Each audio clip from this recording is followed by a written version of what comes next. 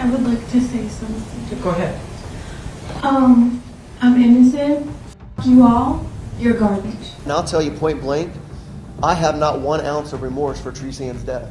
Basically at trial, the way I was portrayed, mostly everything was lies. There was a little bit of truth, but mostly I was convicted off of lies. What's worse than a cold-blooded killer taking the life of their partner or their child? One that shows no remorse for it. In the courtroom, defendants have a chance to see the grave consequences of their actions. Devastated families, crying children, people left empty and angry forever. But some of them are so far gone that they feel nothing seeing this. Even worse, some get off on it. Let's explore some of the most outrageous killers who showed no remorse and even expressed their disdain towards the victims' families.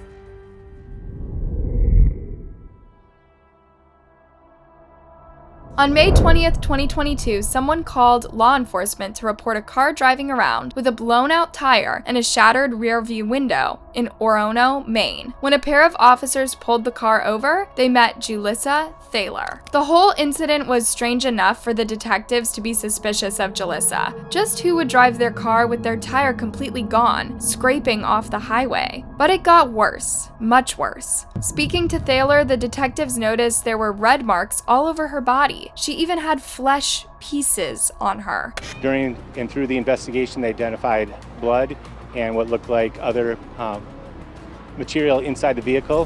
When they confronted her about it, she said it was all from a deer that she'd recently gotten from a butcher shop. When they asked her why there were so many bloody prints on her hands too, she said they were from a tampon. Her stories got even more implausible, so the officers detained her and looked through her vehicle. These were seasoned detectives looking inside her trunk, and yet they felt like throwing up and crying. Jalissa Thor's 6-year-old son's lifeless body was hidden in the trunk. The killing of 6-year-old Eli Hart last year rocked a community, but the details of what happened made it all so much worse.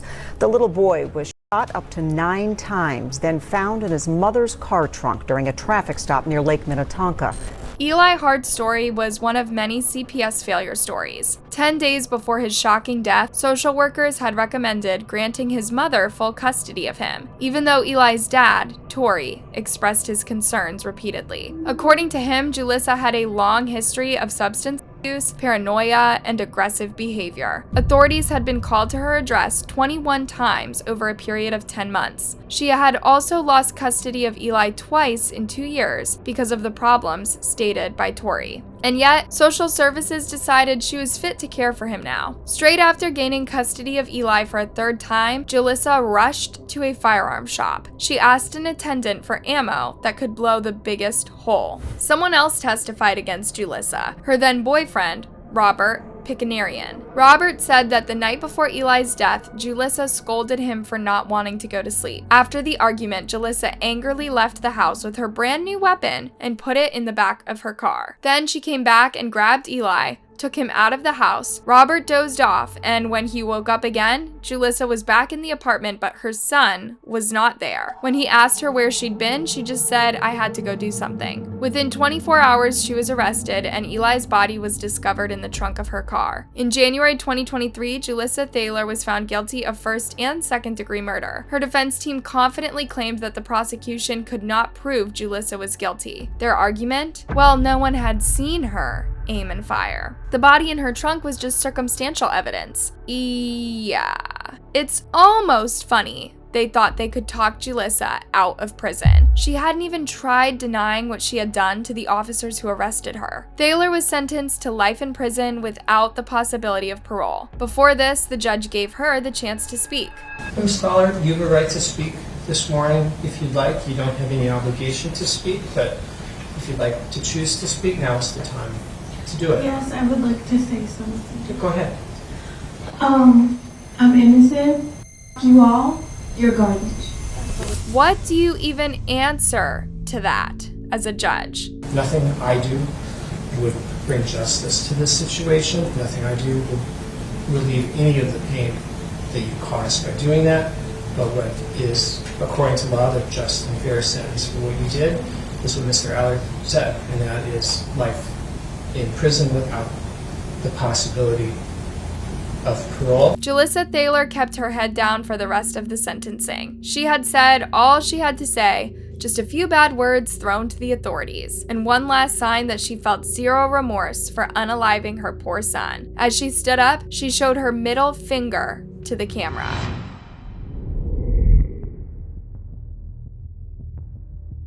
Here's a man who not only showed no remorse for his victims' families, but mocked his own son after destroying his family in a murderous rampage. Indeed, Ronnie ONeal's victims' family was his own family. Shortly before midnight on March 18, 2018, Hillsborough County Sheriff's Office in Florida received a chilling 911 call. A woman was struggling to urge the dispatcher to send help. In the background, another voice could be heard saying, "She killed me." 8 minutes later, another call came in. This time, a man was speaking. He was claiming that white demons attacked him and that Kiki was trying to unalive him, so he unalived her first. This was 29-year-old Ronnie ONeal III. He had just taken the lives of his 33-year-old girlfriend Kiki, or Kamya Garnet, and their 9-year-old daughter, Ronnie ONeal. ONeal had also tried to take his 8-year-old son's life before setting fire to their house. Through nothing short of a miracle, little Ronnie IV ran away and found a detective. When officers caught up to ONeal, he had to be tasered to be subdued. He kept calling his girlfriend the devil and his kids the devil's kids. He was perfectly aware of what he had done, but he denied accountability. Luckily, his son survived and was able to talk to the detectives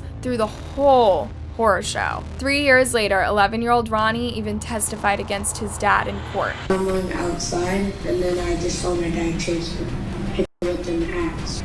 And then he went in the garage, I followed him.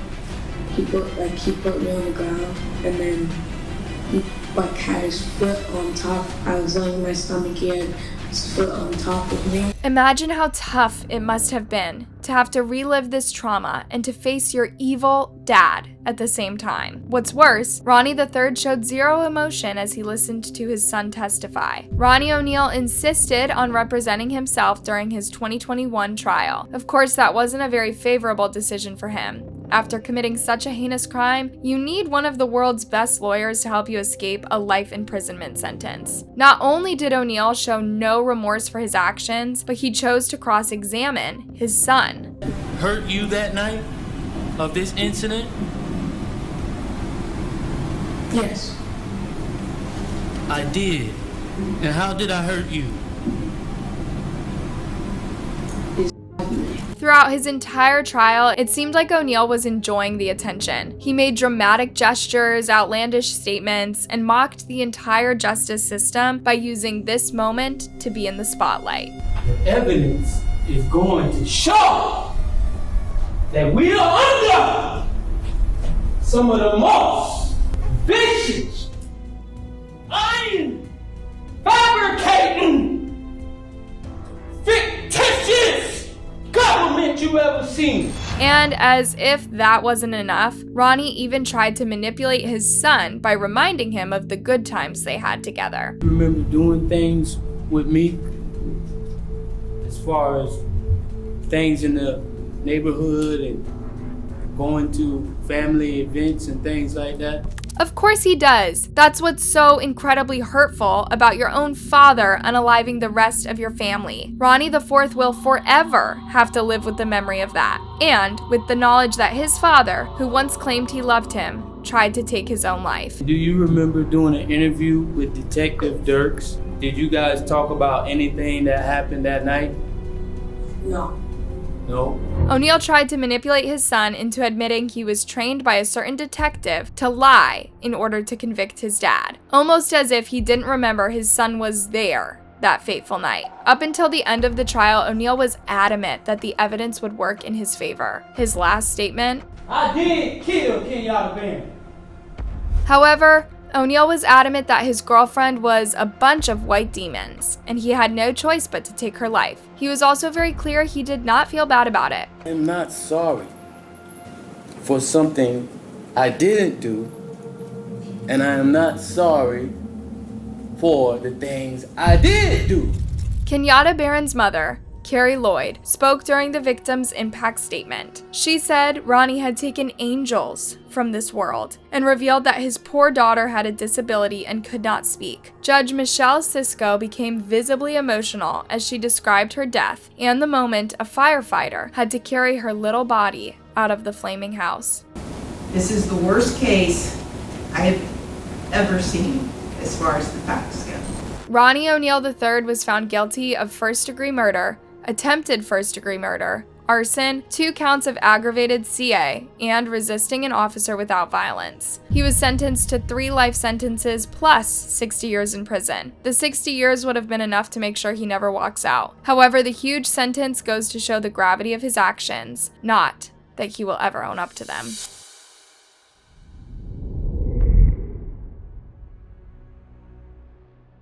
It really doesn't get much worse than Jeremy Christian. There was help that was needed, and I tried to help. Headlines about white supremacy and mass violence shoved a grieving city into a global spotlight.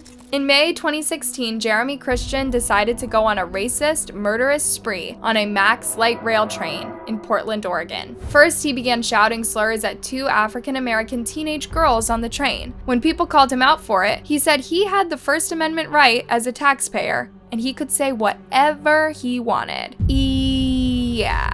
He got that wrong in like a million ways. Freedom of speech is not about hatred and violence. His slurs only got worse. He urged the 2 girls to leave America and go back to Saudi Arabia. Told us to go back to Saudi Arabia. Then he even told them to take their own lives. At this point, 3 men intervened in an effort to help the girls dodge this horrible man. That's when things turned violent. Taliesin Mirid Nakimi Mech and Micah David Cole Fletcher were among the ones to confront Christian. The 2 men created a wall between him and the girls and attempted to push him out of the train as it was pulling into the station. When Micah gave Christian a push, he pulled out a knife. In 12 seconds, he took 2 lives, Taliesin and a 52-year-old war veteran named Ricky Best. He also jagged Micah in the neck, but miraculously, he pulled through. Once in the station, dozens of people fled out of the train in a panic, but so did Christian, still waving his knife at people. However, he would not get away this time. Brave passengers followed him and pinned him down to the ground, as others called the authorities. It took 8 officers to drag Christian into the station. As he was getting handcuffed, he commented that now he could die in prison a happy man. When an officer commented about all the lives he took, Christian said, "That is what liberalism gets you." His rant went on as caught on law enforcement's camera.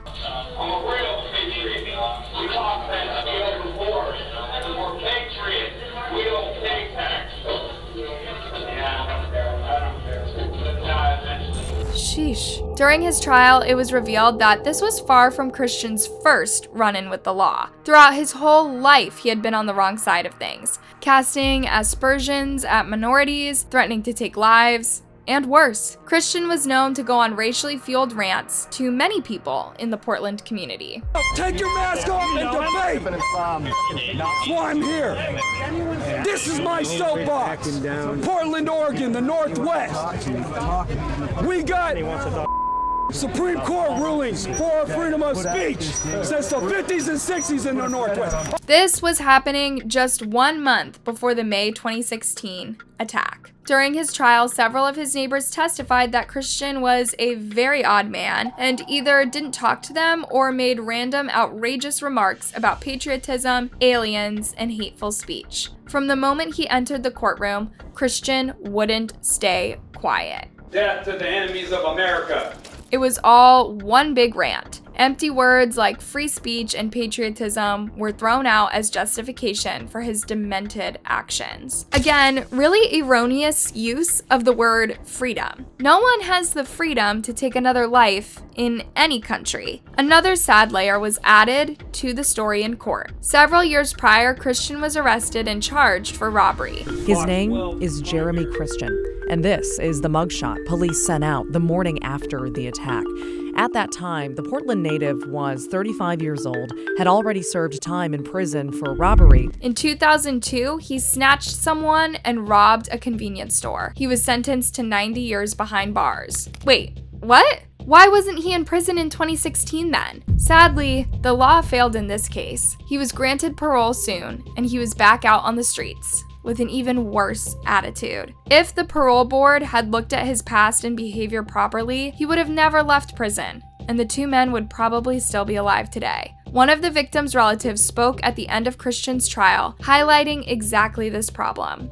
I blame the system for creating and facilitating people like Jeremy, and then we, the community, have to deal with them.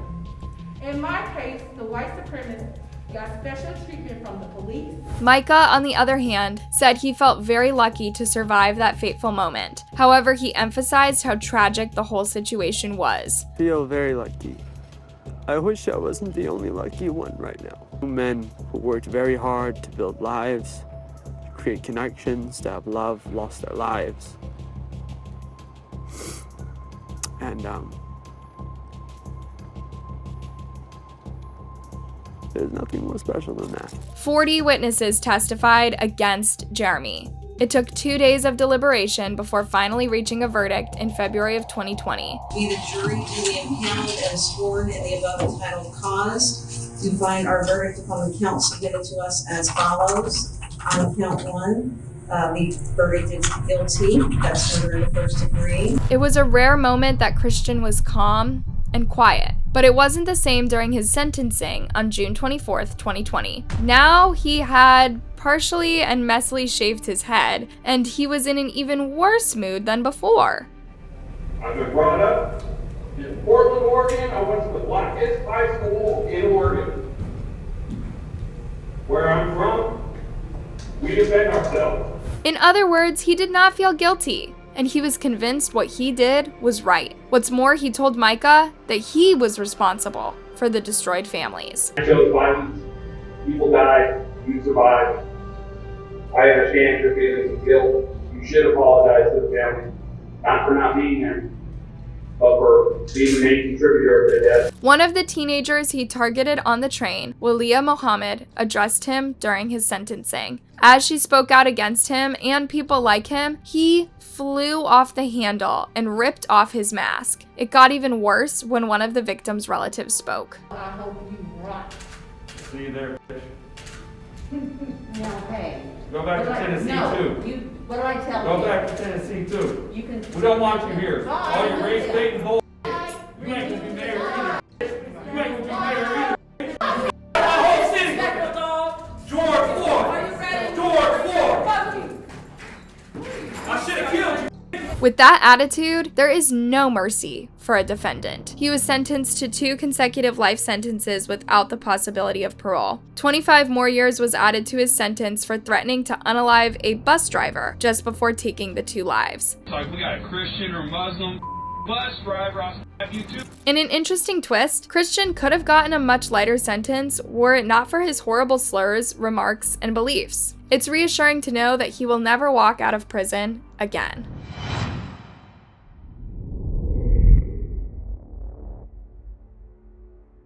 And I'll tell you point blank, I have not 1 ounce of remorse for Terreseann's death. It could have all been prevented. All you had to do is let me see my kid. Now you're never going to see her again. When Terreseann Lynch married Randall Moore, she didn't know that he would become a violent, controlling, manipulative partner in under a year. Terreseann was a veteran. She had served 3 tours overseas. After marrying Randall, she also became a mom, and that brought her great happiness. But soon she and her young son Levi no longer felt safe with Randall. They separated, and Terreseann even filed a restraining order against Randall on October 12, 2009. In just under a month, she would be dead. Being the insecure, possessive person that Randall was, he couldn't stand the thought that he was no longer in control of Terreseann's life, even after she separated from him. What's more, he accused her of keeping their son away from him. But while she did this for Levi's safety, his dad would never accept this. On Veterans Day that year, Terreseann was planning her 31st birthday with her son and family, but she never got to celebrate her birthday that year. Instead, her family got a sickening message. Randall had taken his ex-wife captive and she was not going to survive this. Randall had snatched Terreseann from the parking lot of a shopping mall after following her and Levi for weeks. Then, he took her to the apartment they used to share. Before long, neighbors heard 2 loud bangs and phoned 911. Within minutes, Officer Todd Rowland responded to the call, but even Rowland fell victim to Randall's evil plan. Damn, I've been hit. Okay, 303 Adams been hit, officer down. Suspect's armed with 20 shells. Advises nobody come to the door as he will shoot again. Then it was Randall himself who phoned 911. He explained that he unalived his wife but didn't offer an apology. In fact, he justified his actions as if his hands were tied in that situation. I don't want to do any of this. Okay. But I'm telling you, all I wanted was my son. I just wanted to see my 7-month-old baby. That's all I cared about. If you ever cared about your son, you would not have taken his mom away. Losing one's mother is one of the most traumatic experiences a baby can go through. Officer Todd Rowland underwent surgery on his hand. As soon as he was out of the hospital, he went to Randall's trial to testify against him. Many people were eager to see this evil man in prison. However, he showed no emotion as the jury reached a verdict. The jury find the defendant guilty of murder in the first degree. We, the jury, find the defendant guilty of kidnapping in the first degree. Guilty of abuse in the first degree. Yeah. This is the true horror that poor Terreseann went through just before she died. Terreseann's mother had to listen to all of this in horror in the courtroom. During the victim impact statements, she looked right at Randall and delivered some powerful words. Did to my daughter, Terreseann Marie Lynch, was evil, hateful, and despicable. You are now dead and rotting and repulsive to me. Moore's response to her? Read the journal she wrote. She hated you. Thank you, Judge. She hated you. You're a loser. This was one of Randall's last attempts at feeling in control. He knew he was losing, but he wanted to have the last word. And who better to mock than your victim's family as you go out in handcuffs? And I'll tell you point blank, I have not 1 ounce of remorse for Terreseann's death. It could have all been prevented. All you had to do is let me see my kid. Now you're never going to see her again. Convicting a felon who shows no remorse and takes no responsibility for their crime is always tough. How will the victim's family ever feel closure if the killer doesn't seem to understand he was the one in the wrong? The judge didn't let him off the hook that easily, though. If anybody didn't know what a piece of work you were before you start talking, they know it now. The court doesn't allow me to punish you any more than I'm doing now. If I could, I would. Randall Moore was sentenced to 3 life sentences plus 25 years. Today, Terreseann's mother, Sheila, is pushing for an Iowa law that would require anyone ordered by a court to keep away from their victim to also wear a GPS tracking device. Sheila Lynch said, "It's another way to recognize domestic violence is a real problem and that it needs a real solution. Right now, in the state of Iowa, there is no real solution. When something happens, it's like, oh, what Band-Aid can we put on it this time?" Exactly. DV cases are oftentimes not taken seriously enough. Sometimes they're even ignored until a life is lost. How can we prevent any more senseless incidents like this?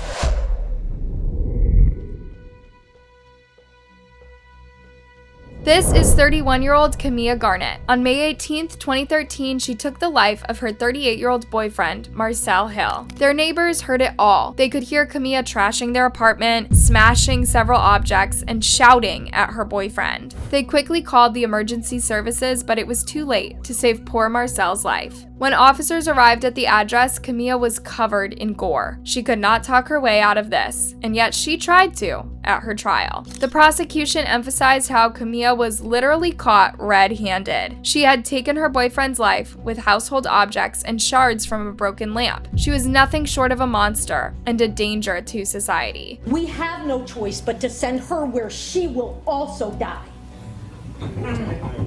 I can't believe she stands before you doing this morning.